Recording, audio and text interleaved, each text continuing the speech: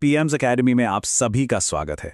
आज हम मध्य प्रदेश की सांस्कृतिक विरासत का एक बहुत ही जरूरी हिस्सा समझने वाले हैं। एक ऐसा टॉपिक जो न सिर्फ सुनने में अच्छा लगता है, बल्कि एमपीपीएससी जैसी परीक्षाओं के लिए तो समझ लीजिए सोने की खान है। जी हाँ, आज हम बात करने वाले हैं जीआई टैग्स की। सोचिए जरा, आपके इलाके की कोई खास चीज, कोई कला जो सदियों से चली आ रही है, उसकी नकल करके कोई और बेचने लगे तो आपकी पहचान, आपकी मेहनत सब बेकार हो जाएगी, है ना। बस इसी इनजस्टिस को, इसी अन्याय को रोकने के लिए एक चीज सामने आई जिसे हम कहते हैं जीआई टैग। ये एक तरह का कानूनी कवच है जो किसी जगह की असली पहचान को बचाता है। तो आज हम क्या क्या देखने वाले हैं? सबसे पहले समझेंगे कि ये पहचान का अधिकार क्या है, फिर इसके नियम कानून क्या हैं। इसके बाद हम अपने मध्य प्रदेश पर आएंगे जो जीआई डाइवर्सिटी का एक हब है। फिर एक एक करके एमपी के सभी 27 जीआई टैग्स को देखेंगे। और हाँ, सबसे आखिर में एग्जाम के लिए क्या जरूरी है उस पर भी बात करेंगे। तो सबसे पहले ये समझते हैं कि आखिर ये जीआई टैग इतने जरूरी क्यों हैं। देखिए, ये सिर्फ एक स्टिकर या टैग नहीं है, ये एक वादा है, एक गारंटी है। ये गारंटी कि जो प्रोडक्ट आप खरीद रहे हैं वो उसी खास जगह से आया है, और उसकी जो क्वालिटी है, जो रेप्यूटेशन है, वो उसी जगह की मिट्टी से, वहां के लोगों के हुनर से जुड़ी हुई है। टेक्निकली कहें तो ज्योग्राफिकल इंडिकेशन यानी जीआई एक ऐसा निशान है जो किसी प्रोडक्ट पर लगाया जाता है। ये बताता है कि वो प्रोडक्ट एक खास भौगोलिक जगह से है और उसकी जो भी खासियत है वो उसी जगह की देन है। मतलब ये एक कानूनी ढाल है जो किसी समुदाय की सदियों की मेहनत, उनके ज्ञान और उनकी कला को बचाता है। ये सिर्फ एक लेबल नहीं, ये तो विरासत का सर्टिफिकेट है। अच्छा, तो ये प्रोटेक्शन मिलता कैसे है?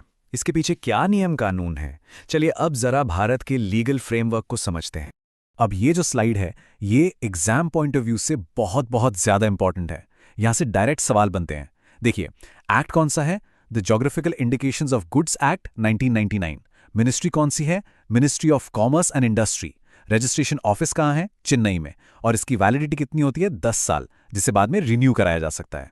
ये चारों पॉइंट से एकदम दिमाग में बैठा लीजिए। चलिए अब बात करते हैं हमारे प्यारे हृदय प्रदेश की, मध्य प्रदेश।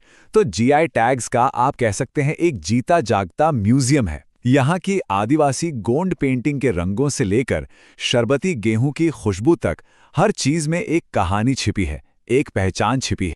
27, जी हाँ 27, ये सिर्फ एक नंबर नहीं है, ये मध्य प्रदेश की कल्चरल और नेचुरल रिचनेस का सबूत है।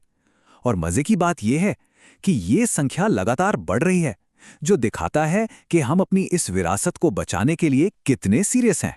तो चलिए अब निकलते हैं एक टूर पर और मध्य प्रदेश के इन 27 खजानों से मिलते हैं। हम इन्हें ग्रुप्स में देखेंगे ताकि आपको याद रखने में आसानी हो। ये टाइमलाइन देखिए, ये एमपी की जीआई जर्नी की पूरी कहानी बयां करती है। 2005 में चंदेरी साड़ी के साथ पहला टैग मिला, फिर 2008-9 में 3 और हैंडीक्राफ्ट्स जुड़े। 2014-15 में खाने पीने की चीजों का दौर शुरू हुआ, रतलामी सेव के साथ। 2023 तो एक लैंडमार्क ईयर था जब एक साथ 9 टैग मिले, और 2025 में भी 6 नए टैग्स आए।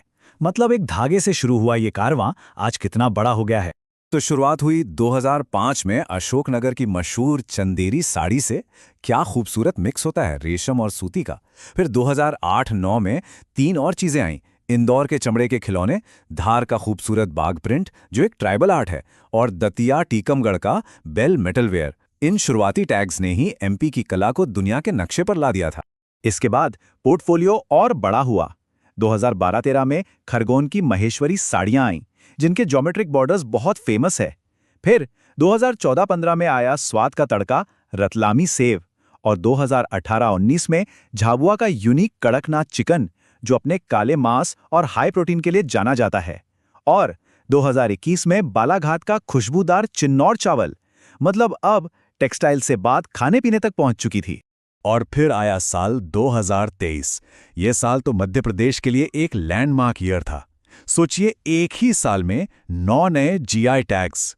ये अपने आप में एक बहुत बड़ी बात है और दिखाता है कि स्टेट अपनी हेरिटेज को लेकर कितना एक्टिव हो गया है।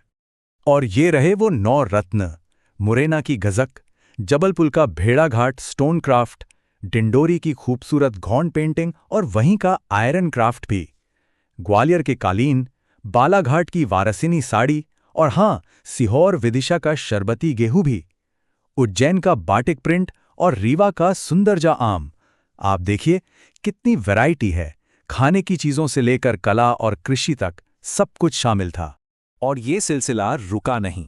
2024 में रतलाम का रियावान लहसुन और बुंदेलखंड का कठिया गेहूं, जिसे यूपी के साथ जॉइंटली टैग मिला है, और 2025 में तो पन्ना का हीरा भी इस लिस्ट में शामिल हो गया। साथ में खजुराहो स्टोन क्राफ्ट और ग्वालियर पेपर मैशे जैसी 5 और हैंडीक्राफ्ट्स भी। मतलब मोमेंटम पूरी तरह बना हुआ है। अच्छा, इतनी सारी जानकारी तो हो गई, लेकिन अब सबसे जरूरी सवाल, एग्जाम में यहां से क्या आएगा और हम गलतियां कहां करते हैं। चलिए अब जरा एग्जाम के एंगल से बात करते हैं और उन कॉमन मिस्टेक्स से बचते हैं जो अक्सर हो जाती हैं। एक बहुत कॉमन कंफ्यूजन होता है जीआई टैग और ट्रेडमार्क के बीच। तो इसे एकदम सिंपल तरीके से समझते हैं। देखिए, ट्रेडमार्क किसी एक कंपनी का होता है, जैसे कोई कार का ब्रांड, लेकिन जीआई टैग किसी एक का नहीं होता, वो उस पूरे इलाके के लोगों का होता है। जैसे दार्जिलिंग चाय एक प्राइवेट प्रॉपर्टी है तो दूसरा कम्युनिटी की धरोहर। अब यहां पर एक्स्ट्रा अलर्ट रहने की जरूरत है। एग्जाम में फंसाने के लिए क्या किया जाता है, प्रोडक्ट का नाम देकर गलत जिला पूछ लेंगे। जैसे वारासिवनी साड़ी बालाघाट की है, लेकिन ऑप्शन में सिवनी दे देंगे। वैलिडिटी पीरियड पूछ लेंगे जो 10 साल है। कौन से टैग दूसरे राज्यों के साथ शेयर्ड हैं ये पूछ लेंगे। और हाँ, प्रोडक्ट की कैटेगरी में भी कंफ्यूज कर सकते हैं। तो इन डिटेल्स पर खास ध्यान देना है, यही आपको स्कोर दिलाएगा। चलिए तो एक छोटा सा रिवीजन हो जाए। फटाफट बताइए, मध्य प्रदेश का पहला जीआई टैग कौन सा था? सोचिए। जी हां, चंदेरी साड़ी 2005 में। और दूसरा सवाल, भारत की जीआई रजिस्ट्री किस शहर में है? बिल्कुल सही, चेन्नई। तो आज हमने क्या देखा? हमने देखा कि ये 27 जीआई टैग्स सिर्फ एक लिस्ट नहीं है, ये मध्य प्रदेश की पहचान के सिंबल हैं। ये उस मिट्टी की, वहां के लोगों के हुनर की और उनकी सदियों की परंपरा की कहानी कहते हैं। तो अगली बार जब आप इनमें से कोई भी प्रोडक्ट देखें तो याद रखिएगा, आप सिर्फ एक चीज नहीं बल्कि एक पूरी विरासत को देख रहे हैं। अब मध्य प्रदेश के जीआई टैग आपके लिए सिर्फ नाम नहीं, पहचान बन चुके हैं।